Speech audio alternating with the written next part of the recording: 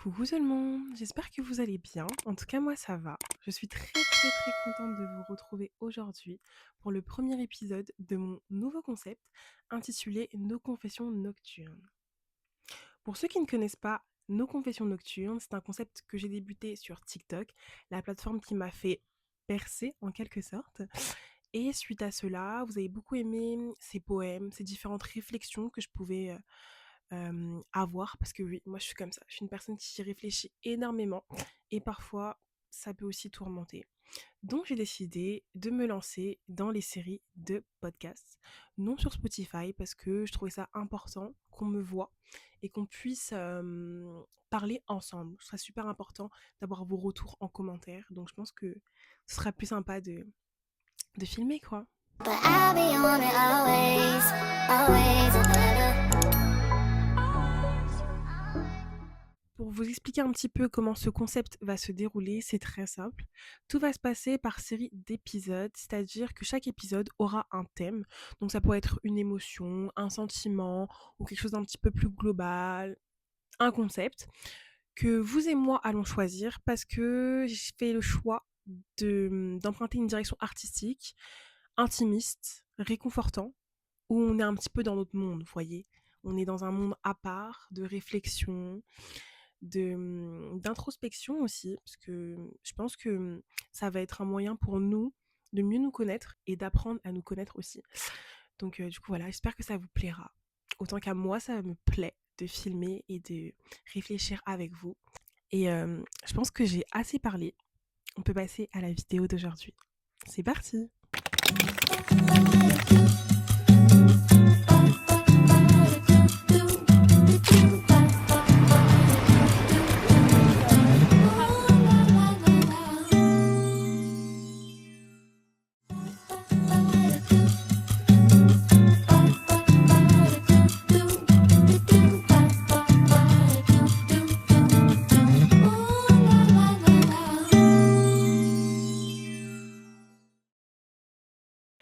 La vidéo d'aujourd'hui portera sur la nostalgie. Et oui, je pense que si vous me suivez sur TikTok, vous savez que je suis quelqu'un qui est énormément nostalgique. C'est vrai que quasiment tous mes TikTok font référence au passé. Et parfois, ça peut être très dur dans la vie du quotidien. C'est vrai que la nostalgie, c'est pas un thème qu'on aborde aussi fréquemment que la colère ou la tristesse ou la joie. Je trouve que la nostalgie, c'est même pas un état mental, c'est même plus qu'un état physique, c'est un état d'âme. Car ça englobe tout, ça prend tout. Et c'est comme un ouragan. Vous imaginez qu'il y a un univers, dans cet univers-là, il y a différents mondes, et que dans les mondes, il y a plein de planètes différentes, avec toutes les émotions, donc la joie, la colère, la haine, bref, tout. Et en fait, la nostalgie, c'est comme un ouragan qui passe entre toutes ces planètes et qui en extrait des parts, et qui constitue en lui-même une nouvelle planète à la fin. Vous voyez ce que je veux dire ou pas? Donc je pense que la nostalgie, c'est vraiment quelque chose qui englobe tellement de sentiments, tellement d'émotions, que parfois on a tendance à le faire passer derrière d'autres émotions et le rendre beaucoup moins légitime, alors que c'est quelque chose qui est tellement fascinant, en fait, il y a tellement de choses à dire sur la nostalgie, que je trouve ça important d'aujourd'hui d'en parler, mais aussi parce que ça me tient à cœur et que je considère que la nostalgie, c'est quelque chose qui me constitue et qui fait de moi la personne que je suis aujourd'hui. Clairement, ça me constitue à part entière. Donc j'espère que vous allez vous reconnaître dans ce que je vais dire. Et n'hésitez pas aussi à dire ce que vous en pensez en commentaire. Le numéro de la question, voilà, que je vais aborder.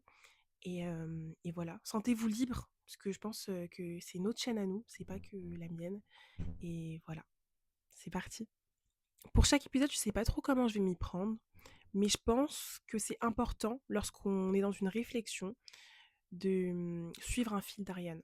Parce que souvent, quand on réfléchit, on a tendance comment dire, à beaucoup partir dans tous les sens. Et c'est vrai que moi, quand je réfléchis, j'ai tendance à ne pas arriver à conciser mes idées. Et oui, clairement, je pars dans tous les sens parce que j'ai toujours plein de trucs à dire. Donc pour cela et pour m'aider et pour aussi vous aider, parce que je pense que même vous, spectateurs, vous n'êtes pas spectateurs, vous êtes spectateurs et acteurs, parce qu'en commentaire, vous avez intérêt à bombarder.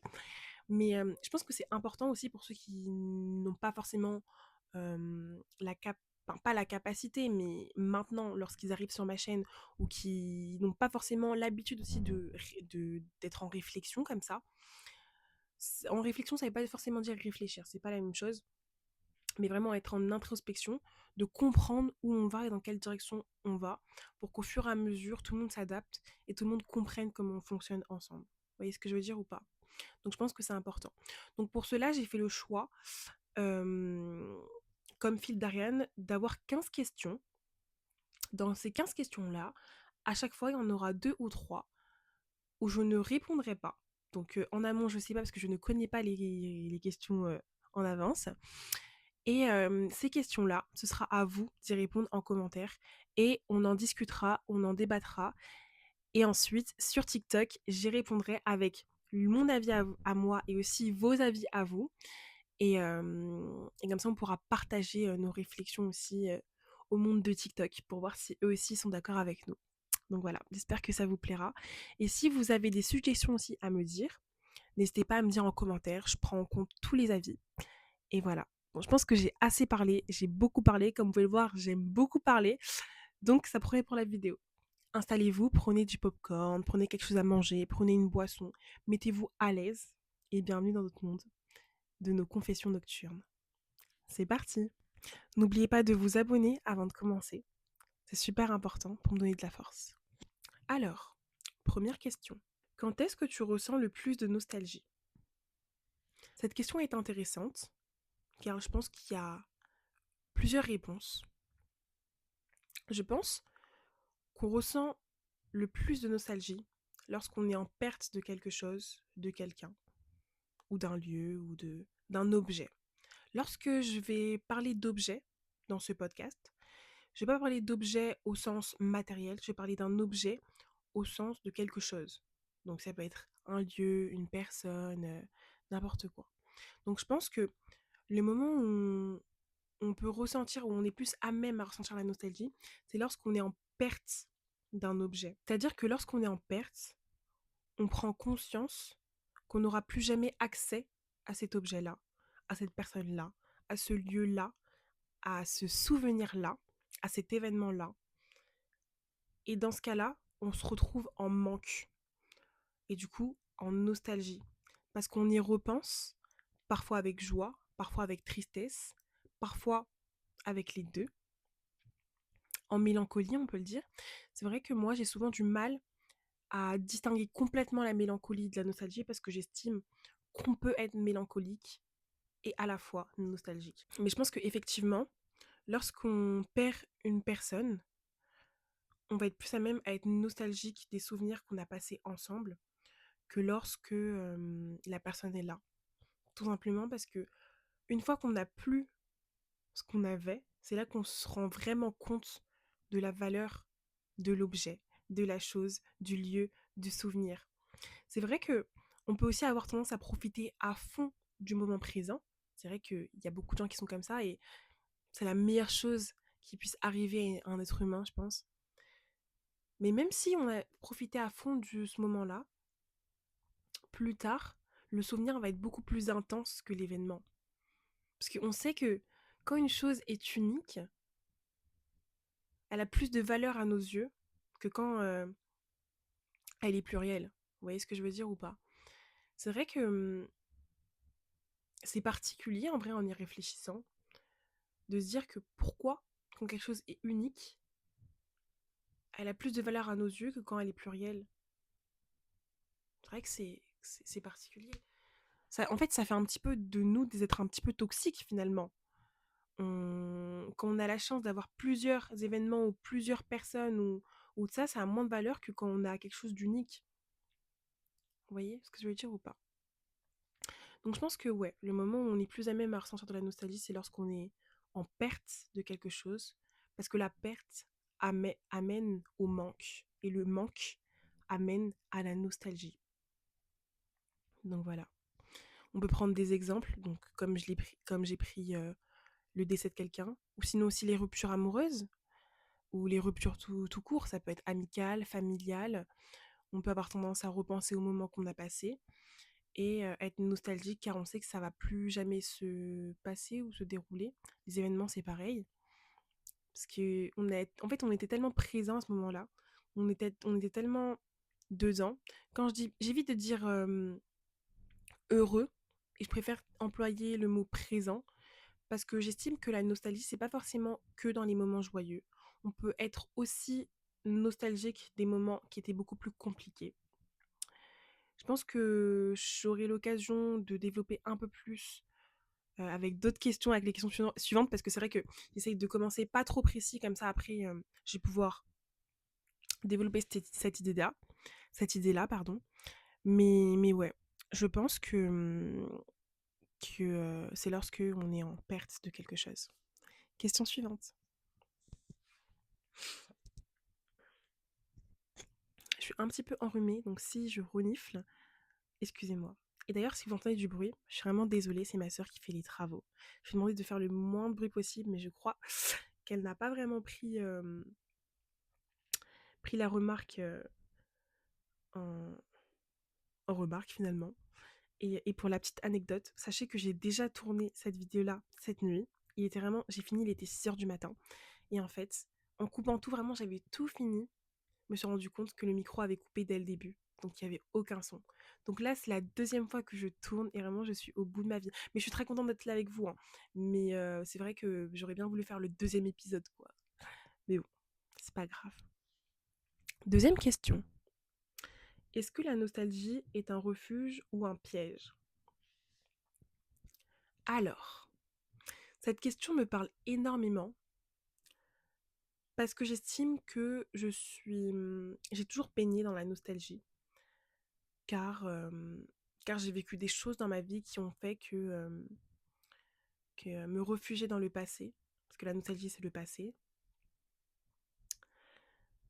euh, était moins dur, était plus facile que de vivre l'instant présent qui était très compliqué à vivre. Vous voyez ce que je veux dire? Donc, je pense que dans cette question, on ne peut pas prendre un ou exclusif. On va prendre un ou inclusif.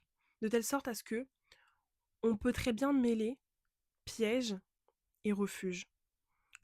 Comme on peut très bien exclure refuge et inclure que piège, ou inclure que piège et exclure refuge, clairement. Donc je pense que la nostalgie peut être un refuge, car s'appuyer sur le passé, ça peut réconforter, parce qu'on sait qu'on n'a pas la main dessus. On sait qu'on n'a plus de pouvoir sur ce qui s'est déjà passé, et que les choses qui se sont passées ne peuvent pas être modifiées. Tandis que dans le cas de piège, du piège justement, dont on fait référence dans la question, le fait qu'on ait conscience qu'on n'ait plus la main sur le passé, ça fait de nous des personnes beaucoup moins vulnérables, puisqu'on sait que dans tous les cas, ce qui s'est passé va rester inchangé. Tandis que le futur ou le présent, on sait qu'on a la main dessus, on sait qu'on a la capacité d'orienter ce qui va se passer dans le futur. Même si je sais qu'il y a des choses qui arrivent dans la vie, on dit que c'est des accidents, et je ne rejette absolument pas la faute sur les personnes, pas du tout. Mais on n'est pas forcément responsable, mais on a eu le pouvoir d'orienter les faits qui vont se dérouler. Donc je pense que la nostalgie peut être un refuge dans le cadre où on peut se reposer sur ce qui s'est déjà passé et être serein et être apaisé parce qu'on a en quelque sorte rien à faire.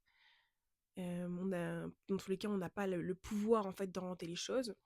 Donc s'appuyer sur les souvenirs, s'appuyer sur les personnes avec qui on était, les lieux, les événements, tout ça, ça nous réconforte parce que le temps d'un instant, on repense et on ressent ce qu'on a déjà ressenti en sélectionnant le sentiment qu'on a envie de ressentir. D'ailleurs, c'est super important. Parce que certes, on n'a plus la main sur ce qui s'est passé, mais on a la main sur les souvenirs qu'on a envie de se remémorer. Dans le cadre de la nostalgie, bien sûr. Dans le cadre de la mélancolie ou les autres sentiments, c'est différent. Mais c'est vrai que voilà. Alors que pour, justement, donc le piège, en fait, qui peut se tramer derrière donc le donc le piège, en fait, finalement, qui peut se cacher derrière ça, ce serait justement de choisir la carte la plus facile et justement de faire du refuge qui était la nostalgie, finalement, un piège en refusant d'affronter ce qu'on a à affronter, en refusant d'avoir la main justement sur le présent ni l'avenir par peur en fait finalement. Tout en fait, la nostalgie mène à quelque chose qui qui est bien au-delà en fait des différents concepts qu'on peut employer, car elle mène directement à la peur lorsqu'elle est mal comprise, lorsqu'elle est mal apprivoisée. Vous voyez ce que je veux dire? Donc elle peut être un piège lorsqu'on ne sait pas la contrôler et lorsqu'on ne pose pas les limites sur ce qu'on peut ressentir et sur comment on se sert et on apprivoise la nostalgie finalement. Donc voilà. Je pense que j'ai assez bien répondu à la question. Je sais pas si j'ai répété un peu trop la même chose, je sais pas. Vous me direz en commentaire de toute façon. N'hésitez pas à répondre aussi aux questions. Ça me ferait très plaisir qu'on en échange, de voir ce que vous pensez et aussi comment vous abordez les choses pour voir si je dois modifier un petit peu quelque chose, voilà. Mais voilà. Prochaine question. Quels souvenirs d'enfance te reviennent toujours? Alors là, la petite question qui fâche. Alors, c'est vrai que pour ma part, j'ai eu une enfance très compliquée. Voilà. Je fais une petite aparté. Je ne suis pas psychologue, je ne suis pas une professionnelle de santé par rapport à tout ce qui est psychologie ou je sais pas si c'est du domaine de la psychiatrie, pas du tout. Mais pas du tout. C'est vraiment mon avis. Moi, en tant que personne qui est en réflexion. Et voilà. Mais du coup, j'estime que, en fait, lorsqu'on nous vole une partie de notre existence, que ce soit dans l'enfance, c'est souvent l'enfance, mais que ce soit dans l'enfance, dans l'âge adulte, ou même après, dans l'adolescence aussi, et bah, cette partie de nous, en fait, comme elle n'a pas été accomplie, comme elle n'a pas été vécue, elle est vouée à vivre toute notre vie, en fait, jusqu'à ce qu'on la vive à fond. Du coup, je pense que souvent, on parle d'enfant intérieur. Donc, c'est vrai qu'on a un enfant intérieur qui va rester toute notre vie. Mais je pense que dans le cas où on nous vole une partie de notre existence, il y a ce truc que notre enfant intérieur en nous, ou de l'état physique et de l'état psychologique qu'on avait au moment où on nous a vécu, ou ce truc de nous avec notre état physique ou notre état psychologique ou les deux qu'on avait au moment où on nous a volé cette partie de notre existence va toujours être là, va toujours être omniprésente, de sorte à ce que on peut très bien vivre les moments qu'on a à vivre futurs aux différentes périodes de notre vie, mais lui, il va toujours être là, justement, à ce que en parallèle, il vive ce que lui, il doit vivre. Parce que je pense que si on grandit, si on évolue et si on passe par les différentes périodes, c'est parce que on devait passer par ces différentes périodes-là. Et si on n'a pas accompli ce qu'on devait accomplir, donc quand je dis accomplir, c'est juste vivre finalement ce qu'on avait à vivre, et ben il faut forcément le faire en fait. Donc je sais pas si j'ai été très claire. Je sais que là j'étais un petit peu confuse, mais en gros ce que je veux dire, c'est que, donnant un exemple, si on me vole une partie de mon enfance, je pense que l'enfant intérieur qui est en moi et qui n'a pas vécu ce qu'il devait vivre en tant qu'enfant, et juste en tant qu'enfant, il va toujours être là. Ça veut pas forcément dire de l'immaturité, ça veut pas forcément dire qu'on reste un enfant toute notre vie, pas du tout, mais qu'il y a une partie de nous qui sera toujours l'enfant qui n'a pas vécu ce qu'il devait vivre. Et de ce fait, à chaque période de notre vie, lorsqu'on va passer à l'adolescence, lorsqu'on va passer à l'âge adulte, lorsque on va passer au senior ou à tout en fait, et ben cet enfant il sera toujours là et lui en parallèle il va aussi vivre ce qu'il a à vivre à travers la période qu'on est en train de vivre. Voilà. Donc il faut vous imaginer en fait un train. J'aime bien la métaphore du train parce que il y a tellement de significations qu'on peut en tirer. Donc le train, c'est le train de la vie, c'est l'évolution. On a le départ, la naissance, on a l'arrivée. Là, oh, j'ai pas envie qu'il me sorte sur la vidéo, donc à chaque fois que je vais, je vais faire, je vais équivaut. Non, je vais pas équivaut. Que je vais parler de la, je vais faire ça, ok? Mais, euh, mais du coup, le train il est là, il porte des marchandises, et lorsqu'on nous vole quelque chose, non, c'est pas ça. En gros, il y a le train qui est là. Donc là, c'est le début, c'est la naissance. Et là, il y a l'arrivée, c'est la E. Et le train, à chaque étape, il doit prendre une marchandise. À chaque étape. Donc à la naissance, il prend une marchandise. Lorsqu'il arrive à l'âge d'enfant, il redescend la marchandise et il reprend une marchandise. Vous voyez ce que je veux dire? À chaque fois, c'est comme ça. Donc quelque chose de logique finalement. Mais lorsque on lui vole une marchandise, ce qui se fait, c'est qu'en fait, non, en fait, c'est trop compliqué les métaphores que j'ai dit. Attendez. Ok, c'est bon. Donc, je reprends la métaphore du train. Ah, c'est compliqué. Donc là, le train, on imagine, c'est le train de la vie. Le début, où on construit le train, c'est la naissance. L'arrivée, c'est la E. Du coup, à chaque étape de notre vie, le train, il doit prendre une marchandise et lorsqu'il arrive à l'autre étape de sa vie, il en repose une.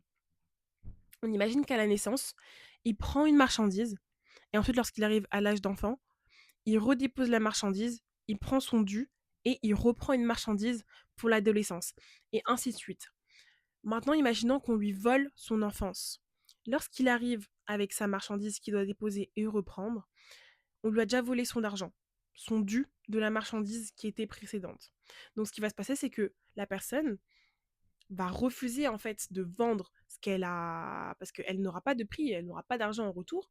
Donc elle va garder la marchandise, mais va aussi prendre l'autre marchandise pour l'étape suivante, et ainsi de suite. Et à chaque fois, on ne va jamais lui rendre d'argent pour ce qu'on ne commande pas, parce que finalement, les autres, ils ont commandé que l'ERA qui était précédente. Donc, du coup, ce qui va faire que la marchandise qui était tout au début, elle va rester toute la vie jusqu'à la fin, mais en parallèle de toutes les autres eras que la personne a pu vivre. Era, ça veut dire un peu étape, enfin étape de la vie, quoi, si vous voulez. C'est l'époque en anglais. Donc du coup, voilà. Je sais pas si ma métaphore était vraiment complexe. Était vraiment. Vous voyez, quand je vous dis que je réfléchis énormément, c'est que j'ai des métaphores, des fois, je sais pas. Des images, je sais pas. Mais bon, j'espère que j'ai été claire. Mais du coup, voilà. Donc, pour répondre à la question, c'est vrai que lorsque moi, je suis nostalgique de mon enfance, je pense souvent aux bons moments. Donc, c'est les moments familiaux, c'est les moments de joie, les moments, les voyages. Parce que moi, j'ai eu la chance d'être un enfant qui a voyagé énormément grâce à ma mère. Et c'est vrai que ça m'a marqué pour la vie, les rencontres que j'ai pu faire. Que ce soit c'est vrai que moi, je suis très attachée aux rencontres spontanées, aux rencontres où les gens, tu ne t'attendais pas à les rencontrer, même des inconnus qu'on croise et qui nous disent un mot, une citation, quelque chose qui va nous marquer à vie. Pourtant, ce sont des gens qui n'ont pas forcément d'importance, on va dire, ou de considération dans notre vie. Ça veut pas forcément dire qu'on, quand je dis considération, ça veut pas forcément dire qu'on est mal poli ou que on est méchant avec la personne, pas du tout. Mais c'est que les personnes ne sont pas dans nos vies. Mais il a suffi d'un mot, il a suffi d'un regard, d'un seul truc en fait qui a fait que ces personnes ont marqué nos vies à jamais. Et moi, ça m'est tellement arrivé dans ma vie. Et ces gens-là, si je pouvais les recroiser, je pense que je leur dirais juste merci. Et ça me met vraiment l'émotion de dire ça parce que c'est, j'y repense souvent. C'est vrai que du coup, je suis beaucoup nostalgique et je repense souvent à ces personnes-là. Et je sais que malheureusement, il y en a qui sont décédés. Mais, mais c'est vrai que si elles savaient l'impact qu'elles ont eu dans ma vie, je sais pas comment se seraient passées les choses. Vous voyez ce que je veux dire? Juste les revoir une fois, juste pour leur dire merci.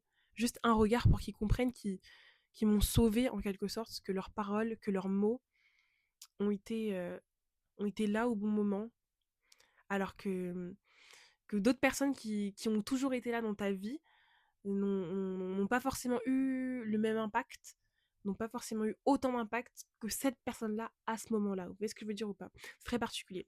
Donc c'est vrai qu'il y a ça, mais il y a aussi, dû à mon enfance qui a été très compliquée, des moments tristes, très tristes et des moments très compliqués. Et c'est vrai que parfois, j'ai tendance à être nostalgique de ces moments très compliqués. C'est pour ça que je dis que j'ai du mal à distinguer mélancolie de nostalgie, car je pense qu'on peut être très bien nostalgique des mauvais moments aussi. Parce que je pense que l'être humain, il a une capacité à extraire du négatif beaucoup de positif. Il y a un dicton qui dit, enfin, c'est pas vraiment un dicton, mais c'est surtout PNL en fait qui a dit ça. La misère est si belle. Et la première fois que j'ai écouté, j'ai pas compris. Et puis j'y ai réfléchi. En fait, j'ai pas compris dans un premier temps. J'ai fait, bon, c'est une musique comme ça, c'est. Voilà. Mais c'est vrai que ça m'a quand même trotté. Parce que c'est déjà cette phrase est super belle, en fait, déjà au premier abord. C'est super beau, en dehors de ce elle peut recouvrir. Mais c'est vrai que j'y ai réfléchi. Et moi, il y a un dicton que ma mère, elle m'a toujours appris et elle m'a toujours en fait intériorisé avec ça. C'est dans le malheur, il y a toujours du positif, ma fille. Ça a toujours été ça dans toute notre vie. Notre vie, elle a tellement été compliquée, elle a tellement été dure. Je pense qu'un jour, j'en parlerai, mais je pense que je suis pas encore prête pour ça. Mais, mais oui, dans le malheur, il y a toujours du positif et qu'en fait, c'est de ce malheur-là qui fait la personne qu'on devient. Que ce soit dans le malheur, que ce soit dans le positif, en fait, tout fait la personne qu'on devient. Tous les événements qui ont pu se dérouler fait la personne qu'on devient. Mais c'est vrai qu'il y a des moments, comme je le disais auparavant, qui peuvent être très compliqués, mais malgré la douleur, malgré ce qui peut se passer, dans ça, on va en tirer du positif. Donc par exemple, dans des conditions de vie précaires, finalement, quand le temps il va passer, quand le temps va s'adoucir, on va y repenser avec de la nostalgie, en se disant que même si c'était compliqué, même si on n'avait pas les moyens, putain, qu'est-ce que c'était beau en fait. Qu'est-ce que c'était bien. On était ensemble, on souriait, on riait, on galérait, mais au moins on galérait ensemble en fait. Et en fait, c'est ça. C'est vrai que ça fait encore une fois de nous des personnes très toxiques. C'est bizarre, hein. C'est vraiment bizarre. Plus j'ai réfléchi, plus je me dis, mais waouh, on est quand même des personnes. En fait, je sais pas si on est toxique ou complexe. Je pense qu'on est plus complexe que toxique. Mais le comportement qu'on peut avoir fait quand même de nous des personnes un petit peu toxiques. Donc je sais pas ce que vous en pensez, mais dites-moi en commentaire. Mais, mais c'est vrai que c'est très compliqué de se dire que l'être humain, il a la capacité d'extraire des moments bien, des moments beaux, parmi des moments très compliqués, très. C'est dur. Mais je pense, c'est pour ça que lorsque parfois je peux entendre des discours où les gens disent attention, il faut pas mélanger nostalgie et mélancolie. Et vraiment, j'adorerais avoir un professionnel, j'allais dire about that, pas du tout, mais un professionnel de ça, justement, qui étudie sur ça ou qui a beaucoup plus de connaissances sur ça, pour qu'il nous explique exactement ce que c'est la différence et si on peut le distinguer totalement. Parce que moi, je suis convaincue que non et que c'est impossible. Parce que l'être humain, il est tellement complexe et la nostalgie, elle est tellement complexe qu'elle englobe en elle-même aussi la mélancolie.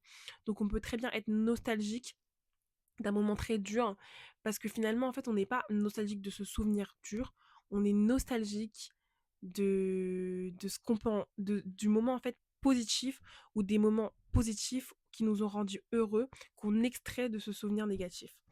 Je sais pas si vous comprenez ce que je veux dire, mais je pense que ouais, c'est ça. Bon, je vais arrêter avec cette question là parce que je pense que vraiment je pourrais en parler des heures tellement ça me passionne, mais euh, mais on n'est pas là pour ça en fait. Prochaine question. Pourquoi la nostalgie fait à la fois sourire et pleurer? Du coup, c'est un peu la suite en fait de la question précédente. Je pense que la nostalgie, elle peut à la fois faire rire, dans le cas où on peut se rappeler de moments heureux, de moments joyeux, de moments de rigolade, de fou rire, partagés avec des personnes proches ou dans des lieux particuliers, ou aussi dans des lieux lambda, hein. Mais dû au fait qu'on a vécu des souvenirs forts pour nous qui nous ont fortement impactés. Quand je vais employer le mot impacter, ça va pas être au sens d'impacter négativement, mais impacter dans le cas où ça a eu un quelque impact, que ce soit négatif, positif, tout. Ça nous a touchés, quoi. Et dû au fait qu'ils nous ont impactés de quelque façon que ce soit, ça fait de eux des lieux particuliers pour nous. Pas forcément pour tout le monde, mais pour nous. Donc, souvent sur TikTok, je vois que les gens ils font référence à des bancs pour les relations amoureuses, vous savez, où les gens ils se voyaient le soir, où ils se fréquentaient le soir, où ils ont partagé des moments sur ce banc, ce fameux banc que vous connaissez, je pense. Mais par exemple, ça, bah, pour des personnes bah, qui n'ont aucune attache, qui n'ont aucune affect. Affect, c'est pareil, c'est pas forcément affectueuse au sens positif, donc amoureuse ou aimée, mais ça peut être affect au sens où ça nous a touché à un moment donné. Donc du coup, pour eux, ça va pas forcément et ça va pas forcément avoir un impact, alors que pour vous, ça va avoir alors que pour vous, il va avoir un impact car vous avez partagé ce moment-là dessus. Vous voyez ce que je veux dire ou pas? Donc du coup, voilà. Donc je pense qu'on peut rire dans le cas où voilà, c'est un bon sentiment, c'est un sentiment de joie qui vous fait du bien, qui apparaît, qui vous fait du bien au sens de plaisir et non au sens de bien global, alors que, alors que pleurer, en fait, la nostalgie peut aussi faire pleurer. Encore une fois, on peut pas prendre un ou exclusif, on peut prendre que un ou inclusif, puisqu'elle peut aussi faire pleurer dans le cas où on peut être triste de ne plus jamais avoir à revivre ces moments-là, à repasser par ces lieux-là avec les mêmes personnes ou avec les mêmes objets, ou en fait, lorsqu'on prend conscience qu'on ne repassera plus jamais par ce moment-là parce que ce moment-là a été unique, ça peut être dur, ça peut être plus ou moins dur parce que tellement c'était bien ou tellement c'était doux ou tellement ça a eu un impact sur nous qu'on n'a plus jamais ressenti ou qu'on a ressenti mais que quelques fois, bah ça fait que on est triste de se rendre compte que bah, c'est fini quoi et que plus jamais. C'est ça en fait. En fait on peut être triste de se dire plus jamais. Plus jamais je vais être amenée à revivre ce moment-là. Plus jamais je vais pouvoir revoir cette personne. Plus jamais je repasserai par ce lieu-là avec ces personnes-là à ce moment-là. C'est ça aussi le problème. C'est que on a beau mettre tout en œuvre pour revivre la même chose, vous avez beau ramener les mêmes personnes, au même lieu, les mêmes objets, les mêmes conditions, le problème c'est que le temps, lui, il avance et il reculera jamais. Peu importe ce que vous faites. Donc peut-être que demain la science elle fera des miracles, je ne sais pas. Mais dans tous les cas, rien ne sera identique à ce que vous avez pu vivre. Et c'est pas forcément négatif, vous savez, mais c'est juste que c'est un fait. Et de ce fait-là, on peut être triste. Triste de plus jamais pouvoir revivre un moment aussi fort que celui qu'on a vécu. Et ça, c'est pareil dans le positif comme dans le négatif. On peut aussi être triste de... comme je le disais, comme on a la capacité d'extraire du positif du négatif, bah, on peut être triste de dire que bah, plus jamais je vivrai ces moments-là familiaux qu'on a vécu. Après, ça ne veut pas forcément dire qu'on ne sera pas amené à revivre des moments avec ces personnes-là ou voilà, être amené à vivre d'autres moments super géniaux, mais juste ces moments qui étaient uniques, ces moments qui nous ont marqués à vie, on les revivra plus jamais. Mais c'est la vie. Et c'est vrai que personnellement, c'est quelque chose avec lequel j'ai vraiment énormément du mal et qui est vraiment douloureux pour moi. C'est vrai que c'est vraiment douloureux pour moi de me dire qu'il y a des moments comme ça qui, qui font de moi la personne que je suis devenue aujourd'hui et qui m'ont touchée, qui m'ont impactée, mais que je sais que je n'en revivrai plus jamais de ma vie. Et c'est vrai que c'est dur. C'est dur, mais je me dis que c'est beau aussi. C'est beau, parce que dans tous les cas, ça reste en nous. Et finalement, en fait, ils vivent en nous, ces souvenirs. Ces moments-là, ils vivent en nous, ils vivent dans notre mémoire, ils vivent dans la mémoire de tous ceux qui ont partagé ce moment-là avec vous. Donc peut-être que la solution, ce serait d'en parler, de le refaire, en fait, de le refaire vivre et d'accepter qu'il restera inchangé et qu'il ne se reproduira plus jamais.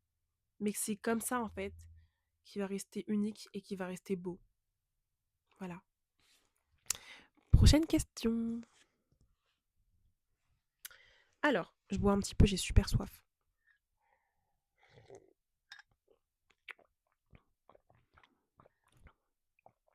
Je suis tellement multitâche que je vous fais même de l'ASMR.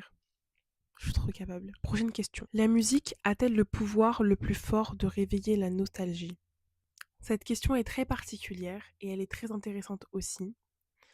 Je pense que la musique n'est pas le plus fort moyen de réveiller la nostalgie, car pour moi, et selon moi, la musique, c'est un transport.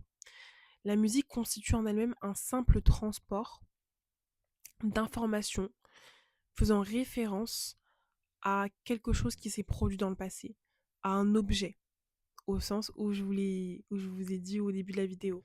Donc je pense que la musique, comme différents, comme de multiples autres en fait transports, comme par exemple le parfum, un objet, du coup une chanson, donc la musique, ou je sais pas, plein de choses comme ça, qui lorsque on les a à portée de main, car eux restent inchangés,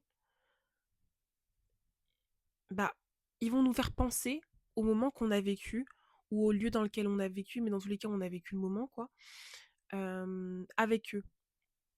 Je pense que là, j'ai pas été très claire. Ce que je veux dire, c'est que puisque lorsqu'on a vécu ce moment-là qui nous a marqué à vie, qui nous a marqué à jamais, et dont on est nostalgique, on avait à ce moment-là ce transport-là, donc que ce soit un parfum, que ce soit une musique, que ce soit un objet, puisque lui, dans le temps, ce transport-là ne va pas changer, il va toujours garder l'information du moment qui nous a marqué à jamais. C'est pour ça que très souvent, on peut être impacté lorsque, par exemple, dans la rue, on ressent le parfum d'un ex, voilà, ou d'une ex, vous voyez. Il va nous faire directement penser à l'ex en question et penser à la relation qu'on a eue, donc au moment qu'on a eu, qui nous a marqué à vie et qui font de nous la personne qu'on est aujourd'hui. Et bah, c'est pareil, par exemple, pour une musique. La musique, imaginons que je l'ai écoutée à ce moment-là, à ce moment donné, et ben, et ben forcément, justement, quand je vais réécouter cette musique-là, et ben, je vais penser à ce moment donné. Vous voyez ce que je veux dire? Mais je pense que la musique en elle-même, elle constitue pas à elle, en part entière, le transport le plus influent, en fait, à l'éveil de la nostalgie. Pas toute seule. En tout cas, moi, c'est mon avis.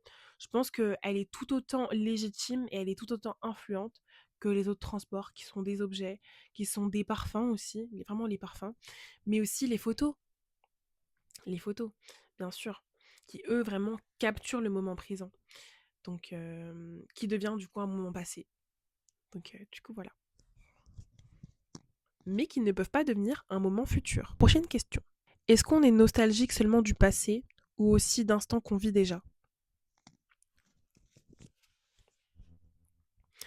Alors, au début de vidéo, je vous ai dit qu'il y a des questions où je ne vais pas répondre et que je ne les choisirai pas en amont. Là, on fait face à une question à laquelle je ne vais pas répondre pour deux raisons.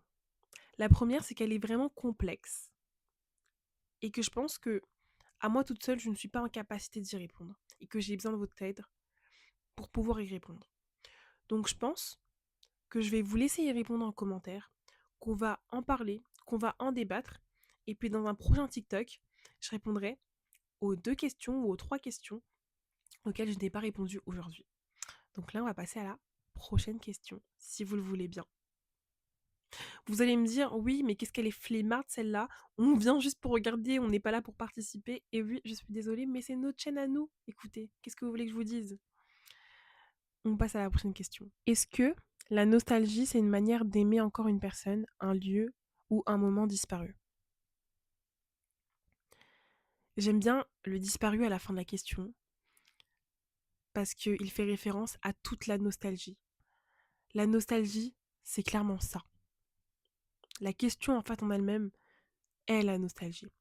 La nostalgie, c'est un moyen de chérir un moment disparu, un lieu disparu, une personne disparue, un objet disparu, au sens où je l'ai dit au début de la vidéo. La nostalgie, c'est un moyen d'aimer. C'est un transport, en fait. Et en fait, oui, c'est clairement ça, en fait. De par la nostalgie, on se rappelle de l'émotion qu'on a ressentie à ce moment-là. Et de par ça, en fait, on remercie ce moment-là. De, pour juste le fait d'avoir ressenti ce qu'on a vécu à ce moment-là, on remercie. Et je pense que la nostalgie, c'est clairement ça. C'est un moyen de continuer à aimer et c'est un moyen de continuer à ressentir ce qu'on a ressenti. Tout simplement parce que tellement ça a été fort, tellement ça nous a impacté et tellement ça a eu une influence sur ce qu'on est devenu aujourd'hui qu'on a besoin de s'en rappeler. On a besoin de le chérir. On a besoin qu'il soit toujours là en nous pour continuer à avancer. Sinon, c'est trop dur. Donc, je pense que voilà. Je pense que on peut en dire beaucoup plus sur cette question-là.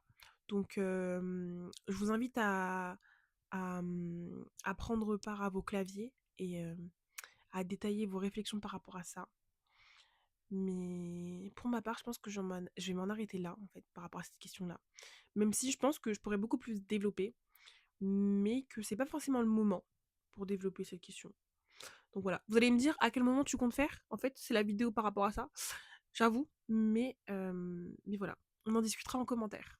Je suis totalement ouverte. J'espère que le son, il va bien rendre. J'ai peur de faire des trucs en mode de... Tu sais, quand ça fait... ou les...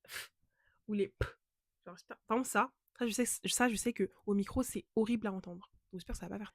Prochaine question. Quelle odeur ou quel objet te ramène le plus dans le passé? Mhm. Question très très intéressante. C'est vrai que moi, quand j'étais petite, j'ai parlé de mon passé en faisant référence très souvent à mon enfance. Mais c'est vrai que je peux aussi parler de l'adolescence, mais comme j'y sors tout juste, alors j'y suis en fait un peu encore, bah c'est vrai que moi, mon passé, c'est surtout mon enfance. Quand j'étais enfant, ma mère avait l'habitude, en fait, lors de ses déplacements, ou comme je vous ai dit, j'ai eu une enfance très compliquée, donc j'ai été amenée à être séparée de ma mère, des fois, quelques temps. Même si c'était pas du tout elle le problème, hein. Absolument pas. Plus les hommes avec qui elle partageait sa vie, malheureusement. Mais du coup, c'est vrai que ma mère, on a toujours été très fusionnels. J'ai des sœurs aussi. Et du coup, elle avait l'habitude, ou même de ses déplacements, parce qu'on voyageait beaucoup et ma mère voyageait énormément aussi. Et du coup, elle avait l'habitude de nous mettre du parfum, justement. Quand on parlait de transport tout à l'heure, bah, elle nous mettait du parfum sur un bout de tissu ou sur un doudou ou quelque chose comme ça. Donc du coup, c'est vrai que les parfums de ma mère, à chaque étape de ma vie, ça a été comme une référence, comme un point d'appui, comme un drapeau au milieu de ma vie. Vous voyez ce que je veux dire? À chaque étape, il y a eu différents parfums. Je sais pas si elle en avait conscience quand elle faisait ça, mais ça veut dire que là, aujourd'hui, si je sens un parfum qu'elle mettait il y a 10 ans, ou un parfum qu'elle a mis à telle période de sa vie, de notre vie, et bah directement, ce parfum-là va me faire replonger dans la période qu'on a vécue. Donc du coup, ça peut être négatif comme positif. Mais par exemple, je sais qu'elle a le J'adore. Je sais pas si il s'appelle comme ça en vrai, parce que je sais que c'est la pub où, vous savez, Rihanna fait j'adore Dior. Vous voyez, elle fait ça. Mais tu sais, c'est le parfum jaune là, enfin genre avec une boule en haut et après des tourbillons comme ça dorés et après vous avez le truc comme ça. Bref, mais du coup par exemple ce parfum là, bah, lui me fait directement penser à quand on habitait dans notre troisième appartement. J'étais en primaire, j'étais en CE2 en particulier. Et ça, c'est toute une période, c'est toute une era, vous voyez. C'était mon era Violetta en plus, donc ça me marque encore plus. Donc du coup, voilà. Donc les parfums, c'est vrai que ça a beaucoup d'impact sur moi. Après, il y a aussi mes propres parfums aussi. Voilà. Donc tout ce qui est parfum, tout ce qui est odeur aussi. C'est vrai que c'est bizarre, mais par exemple, je sais que l'odeur de la peinture, moi, ça me projette en arrière lorsqu'on a déménagé et que le voisin d'en face faisait des travaux, par exemple. C'est quelque chose de totalement bête. Le voisin, on a dû lui parler que 2 fois. Mais ça sentait tellement mauvais dans son appartement, ça sentait tellement mauvais la peinture qu'il utilisait, que maintenant quand je sens la peinture, je déteste l'odeur. Bah, ça me fait directement penser à ça et ça me rappelle le moment qui m'a marqué à vie de quand j'ouvrais la porte et je sentais l'odeur de son appartement et c'était horrible et chaque matin, je devais vivre ça, en fait et ça a duré pendant des mois. Donc ouais, il y a aussi des choses bêtes comme ça, en fait, des choses futiles qui nous marquent tout autant quand même et du coup, voilà, mais qui survivent, en fait, par le moyen des transports, qui sont les odeurs, voilà. Après, il y a aussi quelque chose de classique, les photos. Les photos qui ont le pouvoir de capturer un moment. Je pense qu'on a trop minimisé ça. On a minimisé le fait que l'être humain a inventé un objet qui est capable de capturer un moment. C'est quelque chose de tellement magnifique. Bah, les photos, ça nous replonge directement au moment présent, autant visuellement que psychologiquement, du coup. C'est vrai que moi, je suis beaucoup attachée aux photos, aux albums photos. Ça replonge, on se souvient, et puis on a toutes ces émotions qui nous transpercent. Et toutes ces émotions-là, on se rend pas compte, mais finalement, elles rejoignent le tourbillon dont je vous parlais au début de la vidéo, qui est la nostalgie. Et en fait, c'est juste beau, finalement. Donc du coup, voilà. Donc si je devais parler d'objets, après, c'est vrai que les objets au sens matériel, j'en ai pas beaucoup. Bon, c'est vrai que le parfum, c'est un peu matériel, mais enfin, fait partie de l'odeur. Hem, la musique aussi, je sais pas si j'en ai parlé. C'est vrai que la musique aussi, moi j'adore la musique, vraiment j'adore la musique. Je sais pas si c'est bien ou pas bien, mais j'aime trop la musique et la musique, me fait beaucoup penser, me fait beaucoup être nostalgique tout simplement parce que c'est vrai que j'ai toujours écouté énormément de musique et à toutes les périodes de ma vie, il y a eu des musiques, très particulières, surtout à des moments durs de ma vie. Et c'est vrai qu'il y a des musiques aujourd'hui, je peux plus les écouter parce que lorsque je les écoute, c'est trop dur.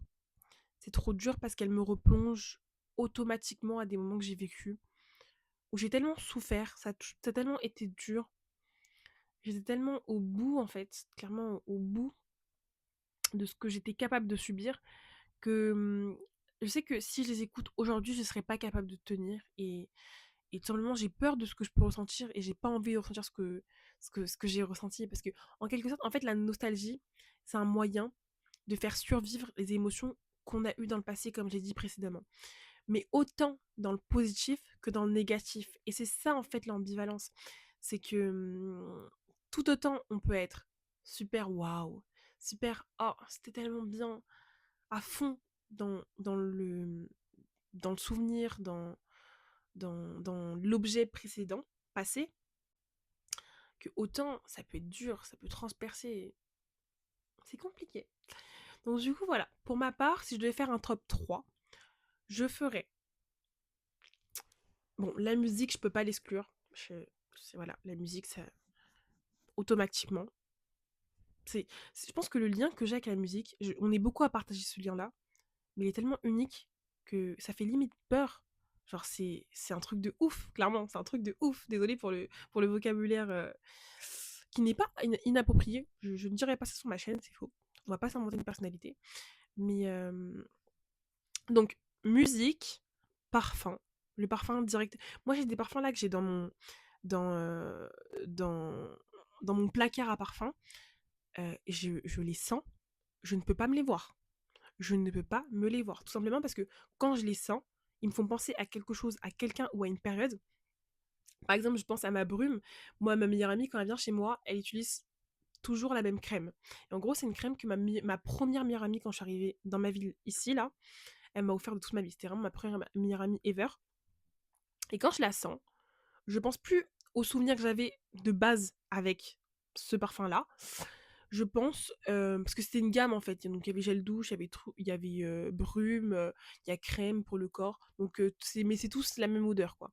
Et en gros, quand je pense à ça, de base, je pense plus aux souvenirs que j'avais au premier abord. Donc c'est-à-dire le souvenir de ma première meilleure amie. Je pense au collège, parce qu'au collège, j'utilisais toujours la même brume, et c'est celle-ci. Et c'est vrai qu'au collège, c'était plus ou moins compliqué pour moi. Et quand je mettais cette brume-là, j'étais... Bon, j'ai eu des moments franchement super joyeux, mais c'est vrai que le collège, c'était particulier pour moi, c'était très dur. mais pas au collège. C'est plutôt ce que je vivais à côté qui était très dur, mais du coup, en fait, j'ai un petit peu globalisé le souvenir, par rapport à ça, donc pour moi, ça fait référence à ce moment dur pour moi. Et du coup, bah, je peux plus me le voir, en fait. Donc quand elle le met ou quand elle se douche pas avec ça, vraiment, quand je sens l'odeur, je suis vraiment en mode: «Waouh, pourquoi tu l'as mis?» genre, pourquoi? Mais mais du coup, voilà, donc parfum, on a dit quoi? On a dit musique et bah, photo. En vrai, photo, voilà. Alors, prochaine question. Est-ce que la nostalgie aide à avancer ou est-ce qu'elle nous retient?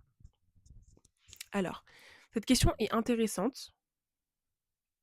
OK.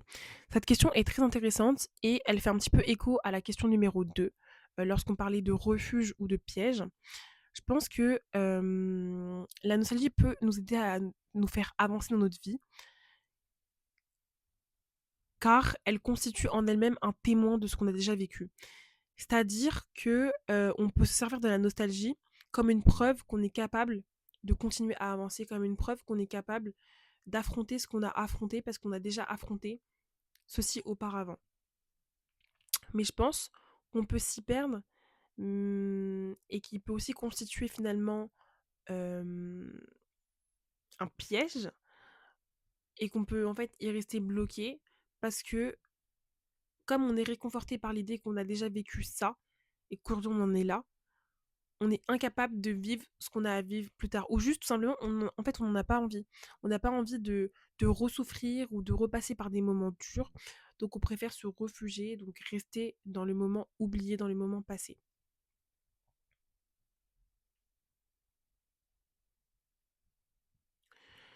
Donc voilà. Et de ce fait, lorsque on le prend comme un refuge, du coup, la nostalgie va nous retenir. En fait, c'est pas vraiment la nostalgie qui nous retient, mais c'est nous qui retenons cette nostalgie. C'est plutôt ça. Et du coup, de ce fait, on va pas vivre le moment qu'on a à vivre présentement, ni le moment futur. En fait, clairement, on s'arrête de vivre pour la nostalgie parce que on est réconforté par ce qu'on a déjà vécu. Et c'est vrai que c'est complexe, mais lorsqu'on en a conscience, c'est pas fini. Le chemin n'est pas fini.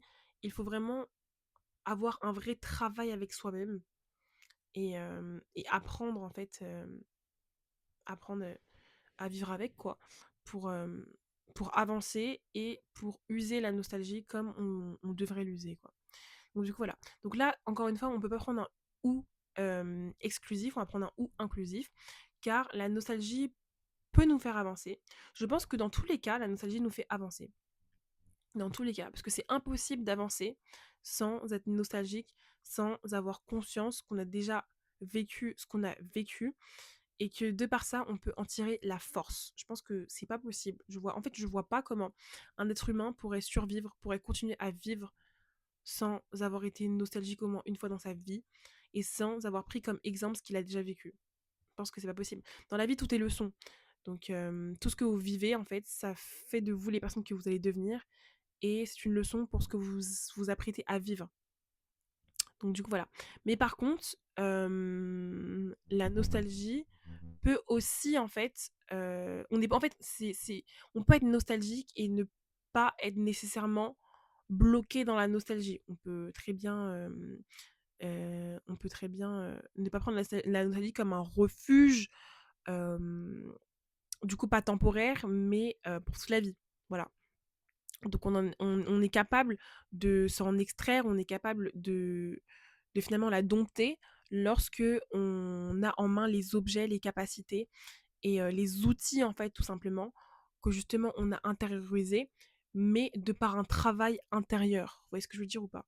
Donc, euh, donc voilà. Je sais pas trop ce que vous en pensez, mais je pense que j'ai dit ce que j'avais à dire. Et puis voilà. N'hésitez pas à me développer un petit peu plus en commentaire. Comme ça, on pourra en discuter. C'est vrai que c'est intéressant. Cette question est très intéressante et j'aime beaucoup la question. Donc du coup, voilà. Pour terminer avec cette question, c'est pas la nostalgie qui nous retient, c'est nous qui retenons la nostalgie. Parce qu'il ne faut pas oublier, comme je l'ai dit au début de vidéo, on n'a pas la main sur ce qui s'est passé précédemment. Et c'est pour ça que des fois, on peut prendre la nostalgie comme refuge, mais par contre, on a la main sur comment on use la nostalgie.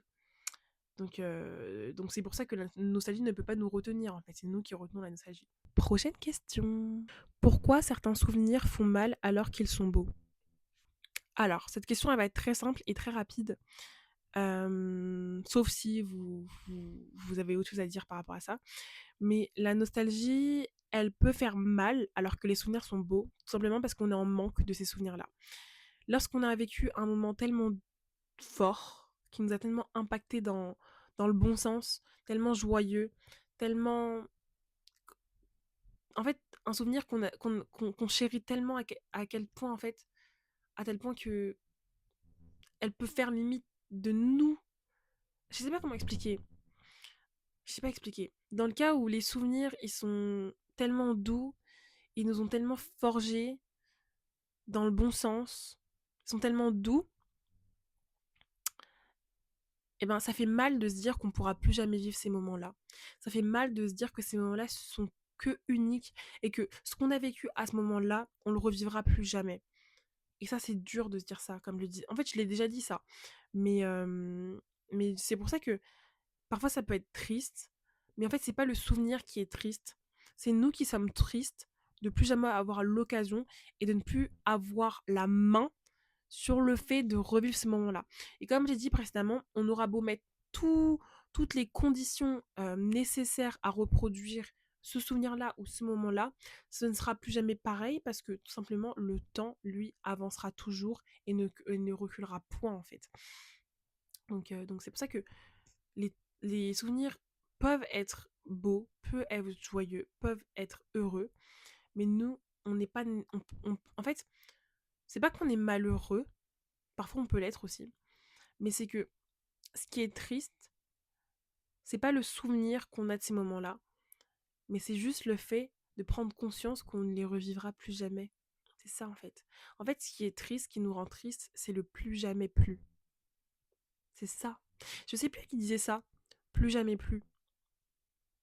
C'est pas le nom d'un film ou je sais pas. Dites-moi en commentaire. Mais c'est ça en fait. C'est le plus jamais plus, on a du mal. Mais c'est la vie. Et en fait, ça, c'est un travail et c'est un apprentissage. Prochaine question. Est-ce que la nostalgie, ce n'est pas une preuve qu'on a vraiment aimé? Cette question est vraiment belle, mais très complexe. Même si, au premier abord, on a l'impression que cette question est très simple, je pense qu'elle est très complexe. Et je pense que ça va être la deuxième question que je choisis de vous laisser répondre, puis qu'on en discutera, on en débattra, et que je répondrai en vidéo sur TikTok. Voilà, donc j'ai pas plus développé. Je sais, hein, vous allez me trouver ingrate, vraiment, je suis désolée. Je vous refile que les questions les plus compliquées, mais je pense que à plusieurs, on va plus être à même à répondre puisqu'on aura plusieurs avis. En fait, à plusieurs, on est plus intelligent. Donc, donc je préfère vous laisser ça à vous.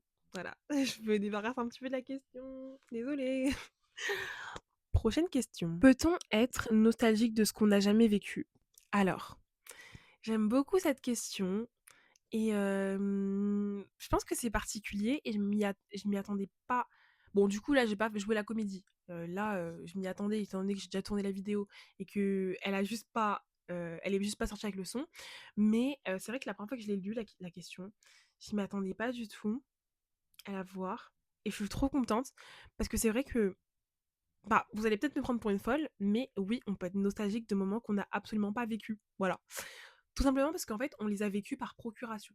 Je m'explique. Là, vous allez me dire, mais Beyoncé, mais qu'est-ce que tu racontes et tout? Mais je vous jure que si. En fait, par exemple, moi, toute ma vie, me demandez pas pourquoi, les gars. Et je vais vous raconter une petite anecdote vraiment super drôle par rapport à ça. J'ai toujours voulu vivre au Moyen-Âge. Donc j'ai toujours été nostalgique du Moyen-Âge. C'est trop bizarre. En fait, c'est un autre type de nostalgie carrément. Et en fait, je me suis rendu compte en grandissant que, en fait, j'étais pas nostalgique du Moyen-Âge comme les gens du Moyen-Âge peuvent être nostalgiques de leur éra, où qu'ils soient. Voilà. En fait, moi, je suis nostalgique du souvenir et de l'existence que j'ai eue par procuration par rapport à cette période-là.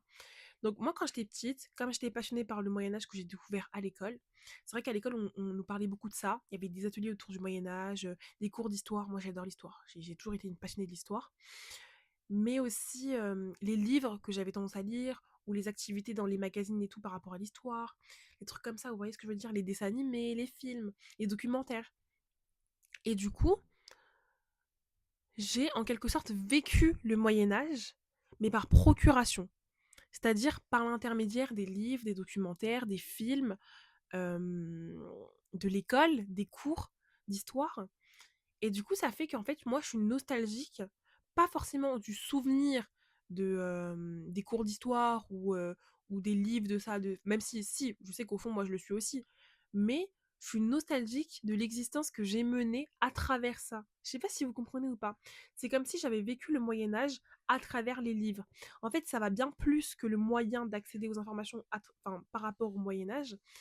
C'est comme une existence que j'avais vécue à travers les moyens qui m'ont été donnés, qui m'ont été permis de vivre le Moyen Âge. Vous voyez ce que je veux dire ou pas? Dans tous les cas, je suis incapable d'être nostalgique des réels moments du Moyen Âge puisque je n'ai jamais vécu cette époque-là. Et pour vous dire, quelque chose qui m'a cassé complètement, euh, c'était il y a quelques années. Ma mère, elle a toujours su que j'étais passionnée par le Moyen Âge et que j'ai toujours voulu vivre cette période-là. Et un jour, on s'est posé et tout, on a discuté. Je crois que c'était il y a 2 ans, hein, et je vous jure, ça m'a vraiment cassé dans mon délire, quoi. Et ma mère, elle m'a dit, mais Beyoncé, tu sais, tu m'as toujours parlé du Moyen-Âge et tout, toujours parlé de oui, t'aurais trop voulu vivre à cette période-là et tout. Mais tu sais que si on aurait vécu à cette période. Mais tu sais que si on aurait vécu à cette période-là, ma fille, on serait esclave. Et je vous jure que quand elle m'a dit ça, j'étais comme ça. Et là, j'ai vraiment realize. Là, j'ai réalisé, les gars. Mais si j'aurais vécu à cette période-là, j'aurais été esclave. Donc en fait, c'est là que tu te rends compte qu'en fait, tu idéalises l'existence que tu as eue par procuration, tout simplement parce que l'existence que toi tu as vécue par procuration n'est pas la même que l'existence que tu aurais pu avoir si tu avais vraiment vécu à la période. Ça se trouve que si moi j'aurais vraiment vécu à la période du Moyen Âge en tant que du coup esclave, étant donné que voilà, black skin, et j'en suis très très fière, I'm very proud about that, mais of, non, c'est pas about that, c'est of that, mais mais comme moi, mon existence, elle a été différente que celle que j'aurais pu vivre, bah, ça fait que voilà, quoi. Donc je pense que oui, on peut être nostalgique du coup. Et ça, c'est pareil pour les lieux, pour les personnes aussi, hein. Les personnes, moi, moi j'étais nostalgique de personnes que j'ai vues à travers les films. Surtout les films, par exemple, historiques. C'est vrai que j'ai vraiment un rapport très particulier par rapport à l'histoire. J'adore l'histoire. Donc ça fait qu'il y a beaucoup de moments comme ça qui me sont attache en fait, auquel je suis attachée. Mais voilà. Et c'est pareil, par exemple, vous voyez les TikTok, on a souvent tendance à voir les TikTok. Enfin, maintenant, c'est un peu moins la trend, mais vous savez, je suis née dans le mauvais pays au mauvais moment. Souvent, on dit ça. Et quand on parle de ça, très souvent, on parle de les années 2000 aux États-Unis. Et en fait, on dit ça pourquoi? On dit ça pour le style vestimentaire, mindset aussi, la vibe, les musiques et tout, donc Beyoncé, Rihanna, 50 Cent, bref, tous les trucs comme ça, vous savez, genre en mode le style R&B, la pop et tout ça, quoi. Et en fait, on se rend compte que nous, on est nostalgique de ça alors qu'on n'était même pas nés. Il y en a qui étaient nés, mais on était en France, quoi. Et en fait, en y réfléchissant, si vous y réfléchissez bien vous-même, on se rend compte qu'en fait, on n'est pas nostalgique de la période en soi, parce qu'on ne peut pas en fait être nostalgique de l'existence à la période en soi, tout simplement parce on n'existait pas et qu'on n'y était pas. Donc si, même si on était né en France, on n'existait pas dans cette période-là parce qu'on n'était pas là-bas. Voilà, on n'a pas vécu ce qu'ils vivaient. Mais par contre, on peut être nostalgique de l'existence que nous on a vécu à travers comment dire, différents moyens et différents transports. Donc ça peut être les clips vidéo, par exemple, quand vous regardez des clips vidéo d'à l'époque et tout. Souvent, c'est aussi le fait que nous, on soit nés très peu de temps après. Par exemple, moi, je suis une 07, donc je suis née 7 ans après.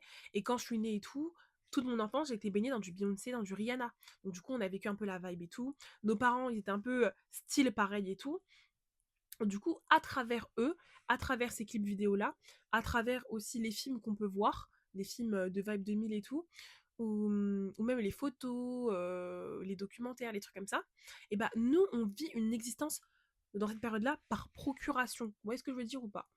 Donc, du coup, voilà, je pense que c'est possible. C'est vrai que ça paraît fou au premier abord, mais si on y réfléchit bien, et si on fait vraiment une réelle introspection par rapport à ça, on se rend compte que si c'est possible.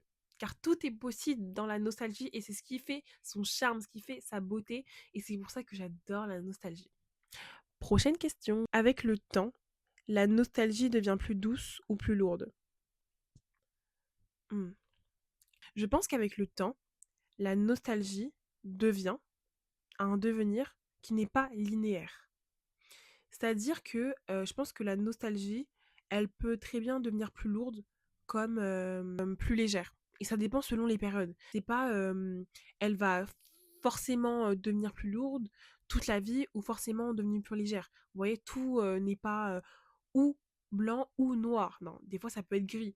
Donc, et ça dépend des périodes de nos vies aussi. Tout est personnalisé, tout est personnel, tout est individualisé. Donc ça fait que euh, on peut vivre une période de notre vie où la nostalgie va être beaucoup plus lourde parce que ça va être compliqué, on va se rappeler de des moments passés et tout qui étaient beaucoup plus joyeux, beaucoup plus beaux, beaucoup plus roses. Mais aussi, on peut aussi passer par des périodes où on est très joyeux, où on est bien et tout, et où la nostalgie, bah, ça va être quelque chose de joyeux, quelque chose de gai, où on va s'en rappeler, on va être content, on va en rigoler. C'est les souvenirs, quoi. Donc du coup, voilà, je pense que tout n'est pas que ou blanc, que ou noir. Je pense que les choses, des fois, peuvent être gris. Et c'est pareil pour la nostalgie. Si on peut prendre un exemple, par exemple, une personne qui a vécu sa vie à donf, vraiment un bon vivant, à donf, comme dirait ma mère, et du coup qui a des très bons souvenirs. Par exemple, là, ça va vraiment être... comment dire? C'est pas du tout pareil pour tout le monde. Le prenez vraiment pas mal. C'est vraiment un stigmate. Là, c'est, c'est vraiment un exemple, quoi. Une image. Et par exemple, une personne qui a bien vécu sa vie et qui est maintenant un senior. On imagine qu'à l'âge adulte, lorsqu'il se souvenait, il était en nostalgie de son adolescence. Donc on imagine qui beaucoup, qui profitait avec ses potes, qui draguait beaucoup et de ça. Il va être nostalgique en disant ah bah qu'est-ce que j'étais chaud à cette époque-là ou vous avez capté genre en mode c'était d'art, on a bien profité et tout. Mais par exemple senior, genre en mode quand il va se rappeler de sa vie d'avant. Bien sûr, il peut être nostalgique en mode oh c'était cool et tout, mais je profite aussi maintenant, tu vois. Mais il peut aussi être en mode ah qu'est-ce que c'était bien, qu'est-ce que j'aimerais bien retrouver cette époque-là où j'étais entourée. Parce que c'est vrai que il faut pas oublier, mais les seniors ont vraiment tendance à être tout seuls. Ils sont souvent délaissés. Et du coup, bah, il peut aussi se souvenir des moments où il était entouré, où il n'était pas seul, où, où il était bien quoi. Donc c'est vrai que voilà. Par exemple, c'est un bon exemple pour expliquer la nostalgie. Donc, c'est-à-dire qu'il y a une période de sa vie où la nostalgie était beaucoup plus légère, et une autre période de sa vie où la nostalgie est beaucoup plus lourde parce qu'il est dans des conditions qui fait que la nostalgie a cette place-là, en fait, finalement. Donc, du coup, voilà. Je pense que j'ai bien répondu à la question. Prochaine question. Quelle est la différence entre se rappeler et être nostalgique? La question est bien aussi. Je pense que la différence entre se rappeler et être nostalgique, c'est que se rappeler, il n'y a pas forcément d'attache, il n'y a pas forcément d'affect par rapport au fait de se rappeler, quoi, de cette action, parce que du coup c'est une action, se rappeler. Euh, Alors que, tandis que être nostalgique, c'est quelque chose qui nous a affecté à un moment donné. Je vais rappeler le fait que affecté, moi je le prends au sens où ça a eu un impact sur nous, que ce soit négatif ou positif. Donc le fait d'être nostalgique, c'est le fait de de se souvenir. En fait, c'est bien plus que se souvenir, en fait. C'est de revivre, carrément. C'est de revivre, puisque quand quelque chose nous a affecté, pas infecté, pardon, en fait, on va faire revivre ce moment-là à travers nous, le temps d'un instant. Voilà. Et du coup, ça fait que de ce fait de le revivre, en fait, on va revivre quelque chose qui nous a affecté. Tandis que, donc soit positif ou négatif, tandis que se rappeler, on va pas forcément faire revivre le moment, on va tout simplement se rappeler. Si vous voulez, on peut aussi, si ça vous aide comme image, le fait de faire revivre le moment, on va juste se rappeler de quelque chose auquel on n'avait pas forcément d'affect. Voilà, quelque chose de banal, finalement, mais qui n'est pas forcément banal pour tout le monde, mais qui est banal pour vous, parce que comme je le rappelle, tout est personnalisé, tout est personnel. Donc voilà. Donc je pense que ça, la différence entre se rappeler et être nostalgique, c'est que lorsque on parle de nostalgie, on parle d'affect, alors que lorsque on parle de se rappeler, donc une action, c'est quelque chose d'assez, d'assez lambda pour nous en tout cas. Et voilà. Par exemple, comme exemple que je peux donner, vraiment quelque chose de banal, euh, une dispute entre sœurs. Parce que moi j'adore, enfin c'est pas j'adore, mais c'est que je me dispute beaucoup avec ma petite sœur. Voilà. Par exemple, quand on doit faire le lave-vaisselle et que je fais, tu te rappelles quand j'ai fait le lave-vaisselle à ta place l'autre jour? Et lui ça. Et du coup, ma sœur va essayer de s'en rappeler. Bon, la plupart du temps, elle s'en souvient pas du tout. Voilà. De toute façon, elle, tout ce qui touche autour du ménage, elle se souvient jamais de rien. Mais du coup, bon, elle va s'en rappeler ou elle va pas s'en rappeler. Moi aussi, je vais m'en rappeler.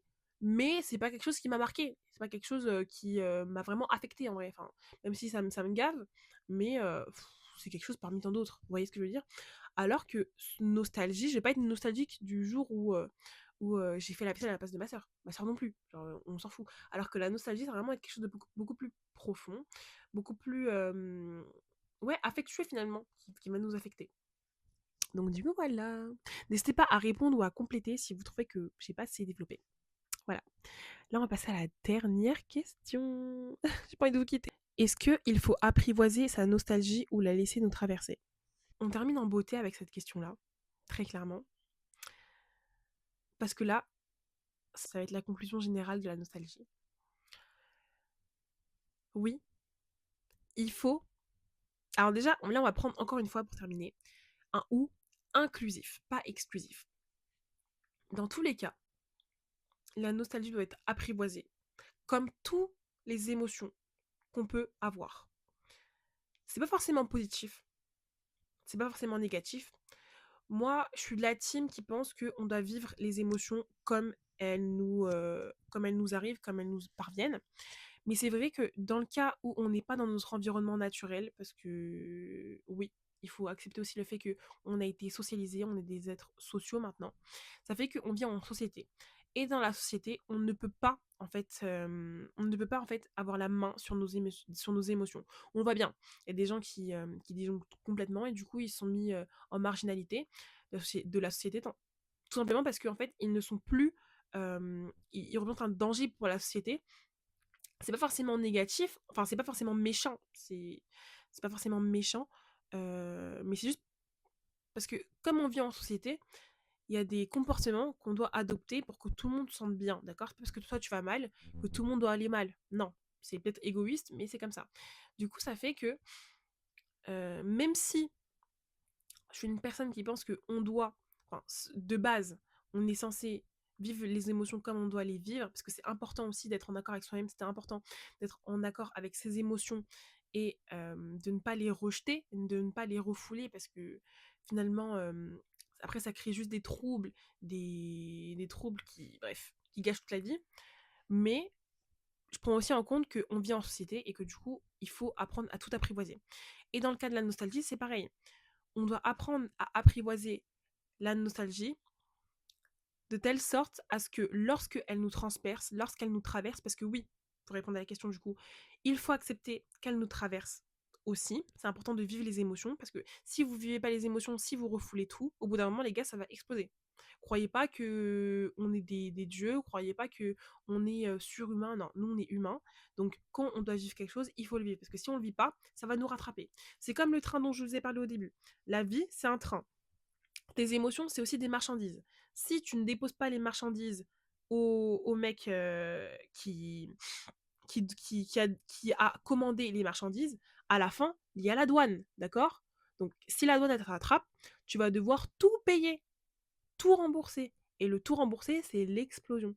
Et c'est pour ça que souvent, il y a des gens qui se cachent souvent derrière les rires, derrière les souvenirs. Non, c'est pour ça que souvent, il y a des gens qui se cachent souvent derrière les rires, derrière les sourires, derrière ce masque, en fait, toujours lumineux, toujours joyeux, qui est super beau, franchement, mais qui n'est pas forcément tout le temps authentique, pas dans le mauvais sens du terme, pas forcément négativement, pas forcément, je dis pas méchamment, mais ils font ça, sauf qu'au bout d'un moment, la vraie nature, le vrai ressenti qu'ils ont au fond d'eux, il ressort. Et quand ça ressort, tout explose. Et on se demande, mais pourquoi? On se dit, mais ils sont complètement fous, mais qu'est-ce qui se passe et tout? Ils ont pété un câble. Alors qu'en fait, non, ça a toujours été là. Juste que ça a tellement été refoulé qu'un jour, le corps, il a besoin d'exploser. Le cœur, il a besoin d'exploser. La tête, elle a besoin d'exploser. Parce qu'elle a besoin de ressentir ce qu'on doit ressentir. Donc non, on ne peut pas refouler, et puisqu'on ne peut pas refouler, il faut apprendre à apprivoiser pour contrôler. On doit accepter on doit accepter le fait que ça nous transperce, on doit accepter le fait que ça nous traverse, mais on ne doit pas accepter le fait qu'on soit en manque de contrôle total. Je ne dis pas manque de contrôle euh, comme ça ou partiel, on ne doit pas accepter que ce soit un manque de contrôle total. On doit quand même avoir la main sur un minimum de choses, tu vois, sur un minimum de cette partie, en fait, de cette nostalgie. Mais pour tout sentiment, en fait, c'est la même chose. Et lorsque je dis ça, c'est pas forcément un... Comment dire? Je pointe pas du doigt ceux qui n'arrivent pas à contrôler parce que c'est un travail. C'est compliqué, c'est complexe, ça demande d'étudier par rapport à ça, ça demande de se connaître par rapport à ça, ça demande de vraiment avoir un apprentissage par rapport à ça. Vous voyez ce que je veux dire? Que ce soit auprès d'un professionnel ou juste auprès de réflexions comme là, ce qu'on fait, ou même de soi-même, ou même d'écriture, de livres, de documentarisation, je sais pas si ça se dit, bref, de documentaire, de tout ça. Donc, du coup, voilà. Donc, pour répondre à la question, il faut, oui, accepter que ça nous traverse, parce que dans tous les cas, ça va nous traverser tôt ou tard. Ça, il faut pas l'oublier. Et on doit aussi apprendre, c'est pas accepter, hein, c'est apprendre à l'apprivoiser. On ne doit pas accepter d'apprivoiser parce qu'on n'est pas capable. Apprivoiser, c'est vraiment un apprentissage. Donc, on doit apprendre à l'apprivoiser. Donc voilà, je pense que j'ai assez bien répondu à la question.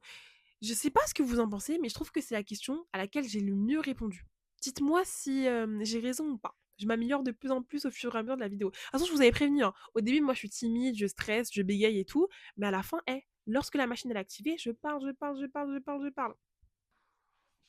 Donc du coup voilà les amis, j'espère que cette vidéo vous a plu. En tout cas vraiment moi ça m'a plu, mais laissez tomber, vous rendez même pas compte. Ça fait vraiment un moment et ça a toujours été mon rêve de petite fille d'ouvrir une chaîne YouTube. Et là je me rends compte que mon rêve il aboutit enfin. En fait il manque juste la communauté qui va avec. Et j'ai hâte de retrouver des personnes qui comme moi partagent la passion d'être en réflexion constamment par rapport à ça. J'ai hâte qu'on construise notre monde, celui dans lequel on se sent à l'aise, on se sent libre et on se sent pas jugé. On se sent juste à notre place, voilà. Et j'espère que ça vous plaira, j'espère qu'il y aura beaucoup de commentaires. Et voilà. Abonnez-vous si vous avez aimé la vidéo et aussi pour me donner la force parce que c'est tellement du travail, je vous jure. Genre là, dites-vous, ça m'a fait un tournage de 6 heures juste pour une vidéo où je serais même pas monétisée en plus. Mais bon, c'est pas grave, c'est le jeu. Et voilà, c'est les débuts, donc voilà. N'hésitez pas à me dire si vous avez des suggestions en commentaire par rapport au cadre, si des trucs que je pourrais rajouter et tout, même si je fais de mon mieux, ou d'ambiance, de musique. N'hésitez pas aussi à me dire différents thèmes que vous avez envie d'avoir dans les prochaines vidéos, pour vous aider vous, ou pour d'autres personnes, ou juste pour vous documentariser, voilà. Parce que faut savoir que moi aussi, lorsque je tourne des vidéos, certes, il y a ma réflexion personnelle, mais je vais aussi faire des recherches en amont pour dire ce que je dois dire et qui est important à dire. Et voilà. Et on se retrouve dans un prochain épisode, donc l'épisode 2 de nos confessions nocturnes, puisque c'est les nôtres, avec le thème de la, attention, solitude. Et ouais, je sais que ça va être très dur, mais c'est important d'en parler parce que je pense que vous n'êtes pas seul et je ne suis pas seule à avoir vécu ça ou vivre ça maintenant. Et c'est important de comprendre pourquoi on vit ça et où on va avec ça. Voilà. Donc voilà, si vous êtes resté jusqu'à ce stade de la vidéo, n'hésitez pas à mettre un petit fruit en commentaire, un raisin. Voilà, comme ça je suis sûre que vous avez vu jusqu'à la fin et que vous n'êtes pas des lâches.